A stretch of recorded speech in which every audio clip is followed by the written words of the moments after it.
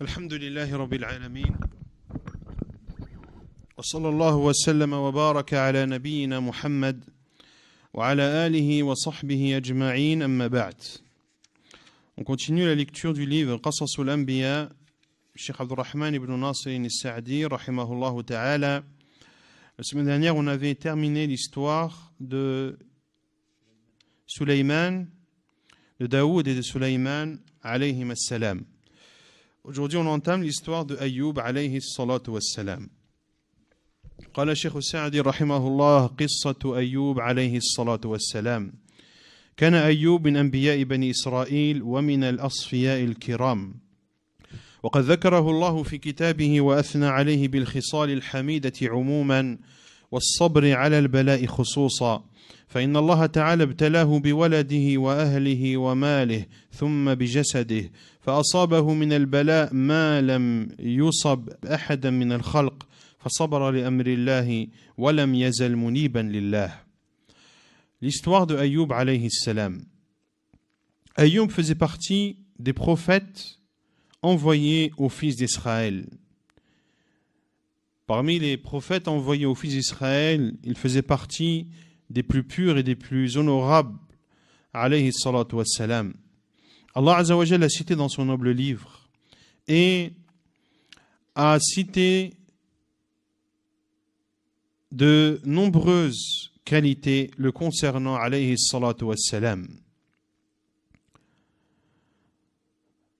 Il a cité des qualités générales et la patience dans le mal et dans la maladie de façon particulière.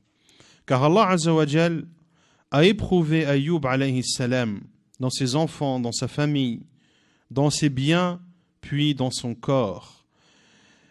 Allah Azza wa Jal l'a éprouvé comme il n'a jamais éprouvé une autre de ses créatures. Ayyub alayhi salatu wassalam a fait preuve de patience dans l'ordre, dans le commandement d'Allah, et il n'a cessé d'être repentant envers son Seigneur subhanahu wa ta'ala.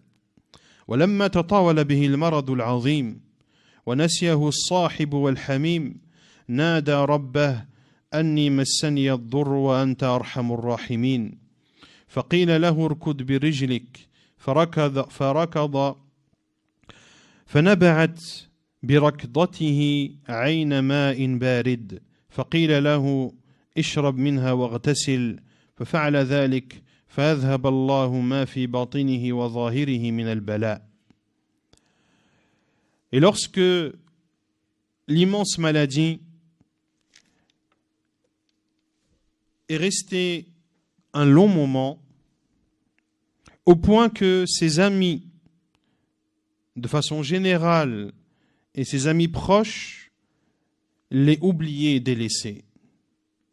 Alors qu'il supportait cette grave maladie un long moment, il s'adressa à son Seigneur subhanahu wa ta'ala en disant: un mal m'a touché et tu es le plus miséricordieux des miséricordieux.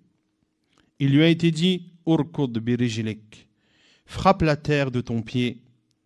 Et de cette frappe a jailli une source d'eau fraîche, et il lui a été dit: bois de celle-ci et lève-toi avec elle.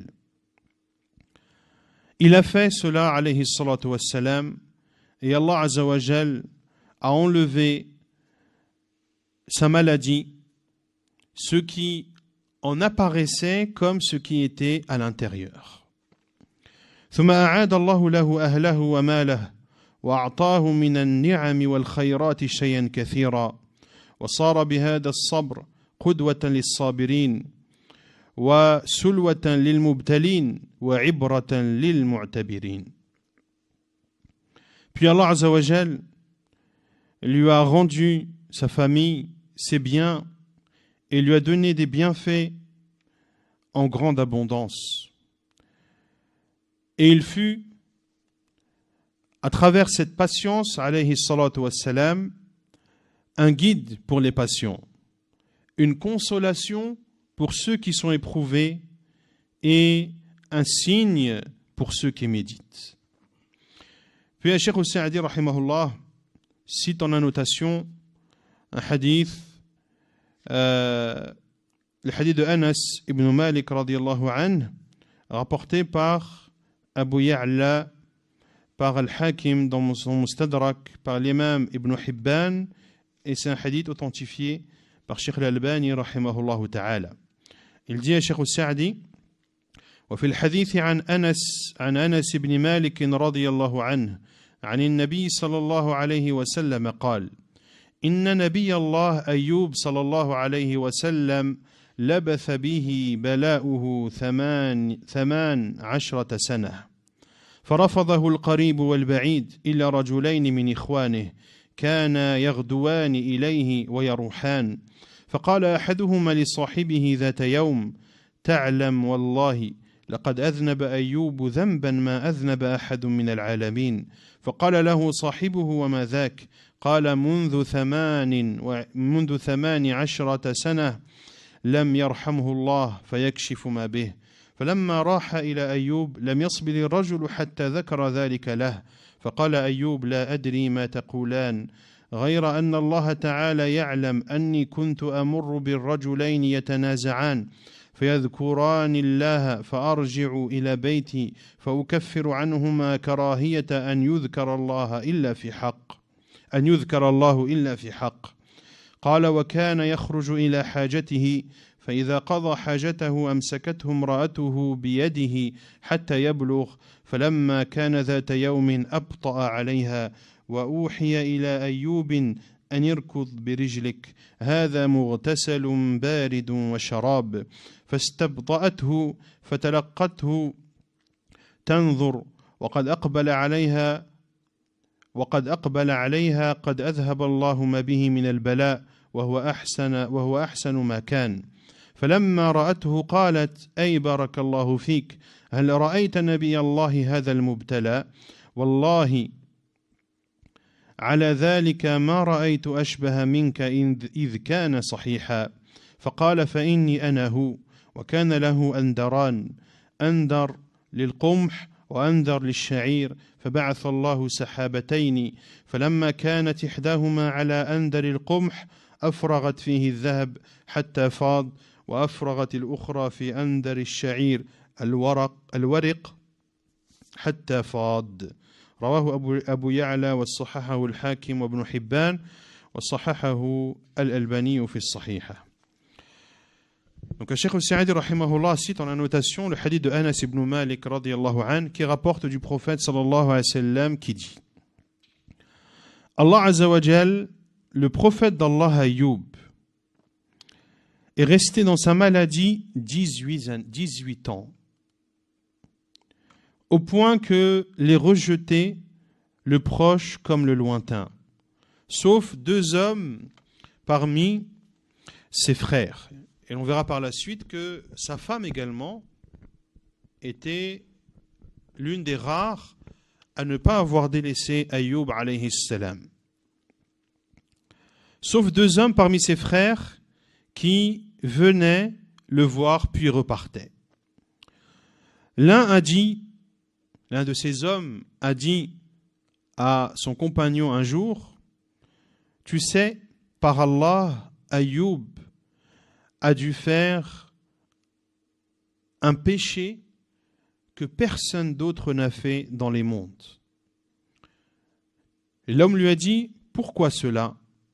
L'homme a répondu: depuis 18 ans, Allah ne lui a pas fait miséricorde et ne lui a pas ôté cette maladie. Lorsque cet homme s'est rendu chez Ayyub alayhi salam, il n'a pas patienté et lui a rapporté ce qu'a dit l'autre homme. Ayyub alayhi salam a dit: je ne sais pas ce que vous dites. Une chose que je sais et qu'Allah sait, c'est que je suis passé à proximité de 2 hommes qui se chamaillaient et qui citaient le nom d'Allah. Et ici, ils citaient le nom d'Allah, ils étaient en désaccord et les 2 juraient par Allah. Et lorsque deux personnes sont en désaccord et que les deux jurent par Allah, forcément il y a une personne qui ment ou qui se trompe et qui utilise le nom d'Allah dans une chose mauvaise. Ayoub, alayhi salam, dit alors: je suis passé à proximité de deux hommes qui étaient en désaccord et qui citaient le nom d'Allah. Je rentrais chez moi et je faisais l'expiation pour ces deux hommes, car je déteste que le nom d'Allah soit cité sauf dans la vérité. Qal, le prophète sallallahu alayhi wa sallam a dit, et il sortait faire ses besoins.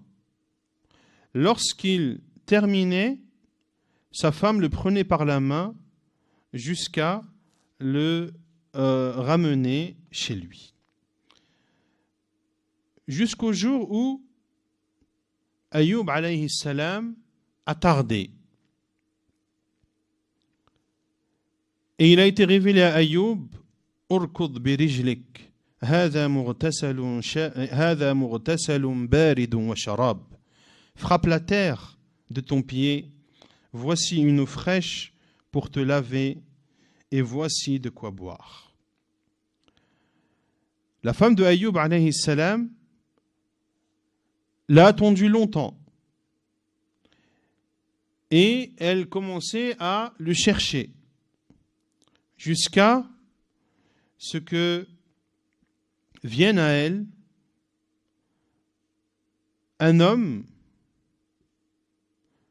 jusqu'à ce que Ayoub alayhi salam vienne à elle après qu'Allah azza wa jal l'ait guéri. Et il était dans sa plus belle apparence. Lorsque sa femme l'a vu, elle a dit: qu'Allah te bénisse. N'as-tu pas vu ce prophète d'Allah qui est éprouvé? Puis elle dit: par Allah, je trouve que tu lui ressembles beaucoup lorsqu'il était en bonne santé. Il a répondu: c'est moi, je suis ton mari. Et il avait 2 aires de battage. Une aire de blé et une aire d'orge. Une aire de battage, c'est un endroit qui était réservé pour battre l'orge et pour battre le blé. Et lorsqu'on dit battage, c'est pour séparer les épis des graines ou séparer les tiges des graines. À l'époque, ils faisaient ça de façon manuelle. Aujourd'hui, c'est mécanique. C'est pour cela qu'on dit une moissonneuse batteuse. Une moissonneuse batteuse. Il avait donc 2 aires de battage. Une aire dans laquelle il y avait du blé et l'autre de l'orge. Allah Azza wa Jalla envoya 2 nuages. Lorsque l'un des nuages arriva au-dessus de l'aire de blé, il déversa sur elle de l'or jusqu'à la remplir.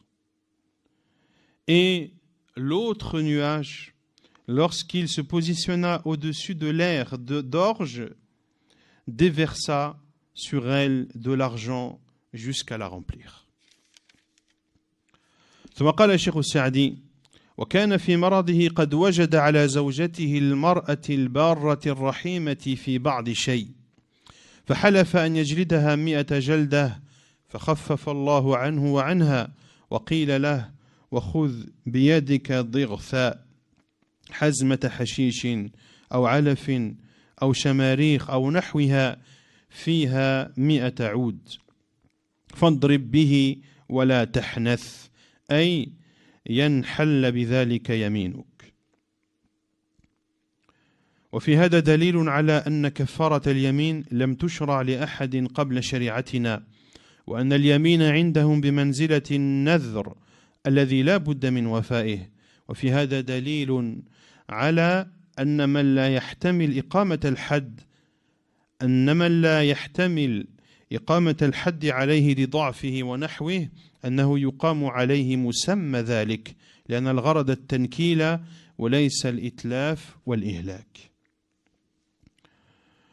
Puis Cheikh Saadi rahimahullah dit, et pendant sa maladie, Ayyub alayhi salam constata chez son épouse, l'obéissante, la douce, constata certaines choses. Et ici, Cheikh Saadi ne cite pas cette chose car il y a plusieurs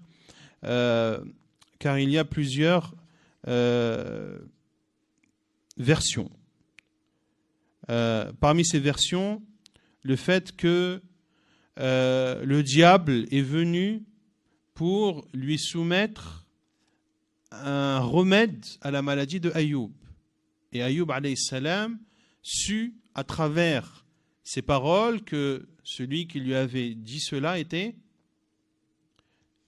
le diable. D'autres versions comme quoi elle aurait vendu des nattes de ses cheveux.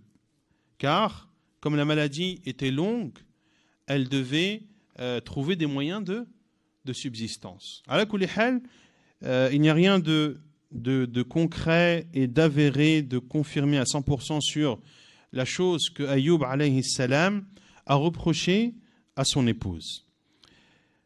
Et lorsqu'il a reproché cette chose, il a juré qu'il la fouetterait de 100 coups de fouet. Allah Azza wa Jal a allégé cela pour lui et pour elle. Et il lui a été dit, Khudh biyadika dhirtha, prends dans ta main une gerbe de brindille, c'est-à-dire une gerbe d'herbe ou de foin ou autre avec 100 gerbes, soit 100 gerbes d'herbe ou 100 gerbes de foin, etc. Fadrib bihi wa la tahnath, et frappe avec cette gerbe et ne viole pas ton serment. Autrement dit, en faisant cela, tu auras appliqué ton serment et tu auras fait ce que tu as juré de faire. Donc Allah Azza wa Jal lui a allégé cela à lui et à son épouse. Cheikh Saadi dit, il y a dans cela la preuve que l'expiation du serment n'était légiférée à personne d'autre avant notre législation. Et que le serment, dans les législations qui nous ont précédées, avait le statut du vœu, un vœu qu'il faut absolument accomplir. Bien sûr, lorsque tu as fait le vœu de faire une obéissance, car le professeur Sam a dit, celui qui fait le vœu de désobéir à Allah Azza wa Jal, fala ya'si, comme l'a dit le professeur Sam, qui ne lui désobéisse pas. Et il y a également dans cela une preuve que celui qui ne supporte pas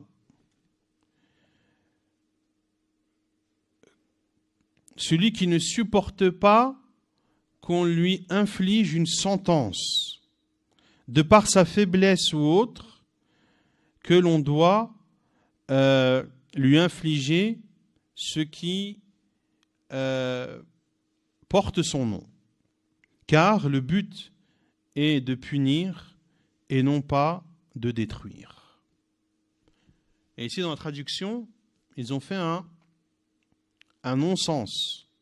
Je ne sais pas s'il y en a qui ont la traduction de ce livre dans les mains. Personne?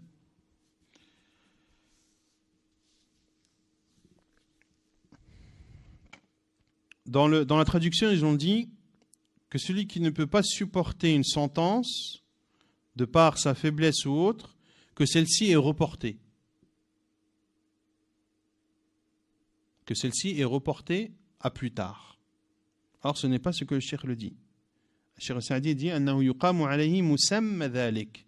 que l'on lui inflige ce qui coïncide avec l'essence du terme. Et ici, pour vous donner un exemple pour illustrer cette parole de Cheikh Saadi rahimahullah. Une personne qui a forniqué, mais qui est vierge, qui n'a jamais été mariée, quelle est sa sentence? Fajliduhum mi'ata jalda. Fouettez-les de 100 coups de fouet. Une personne, on va dire un homme, pour ne pas dire une femme, un homme qui n'a jamais été marié, qui fornique, mais cet homme est malade. Si on lui inflige les 100 coups de fouet, il meurt. Qu'est-ce qu'on fait de cette personne?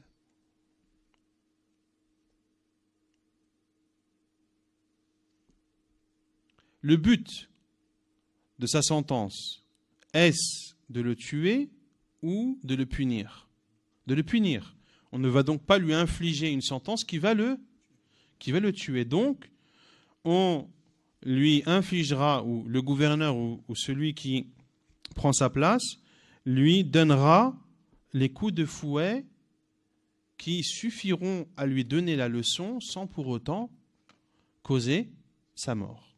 Donc la sentence générale, la sentence complète ne sera pas appliquée sur lui de par sa maladie, sa faiblesse ou autre.